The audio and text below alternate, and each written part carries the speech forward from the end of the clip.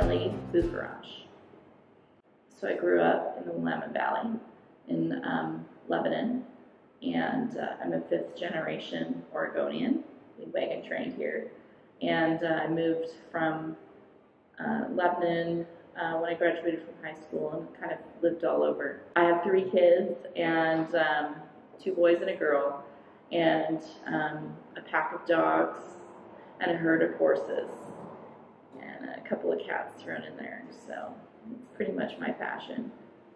I started taking pictures when I was a teenager, and I had one of those little rectangular shaped cameras.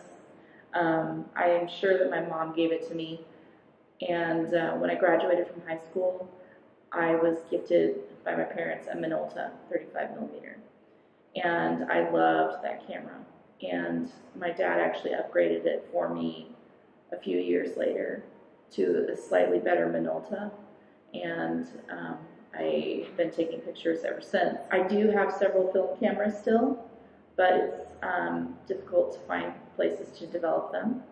So I mostly do digital. My favorite thing to take pictures of is horses, and anything to do with horses. I am the person that you see stopped by the side of the road with their camera out, taking pictures of horses in a field.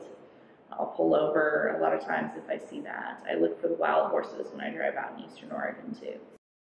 I do endurance rides, which are 100-mile rides. They don't call them races. To finish is to win is kind of the motto.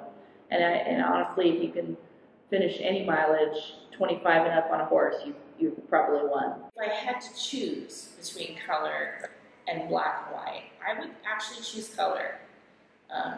Even though you might see a lot of black and white pictures hanging up here, I like to play with color, and I like, especially when you can find spectacular colors in nature.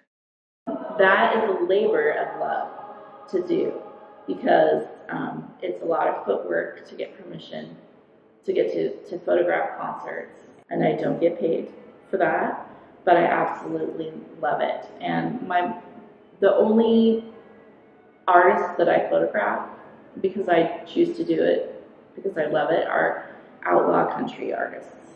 Take pictures every day. Doesn't really matter what kind of camera you have, but developing your eye is probably the #1 thing, and the only way that that happens is being behind that lens as much as you possibly can be. Taking bad pictures, you'll have some good ones in there, but you go through a lot of bad ones before you get some of the really spectacular ones.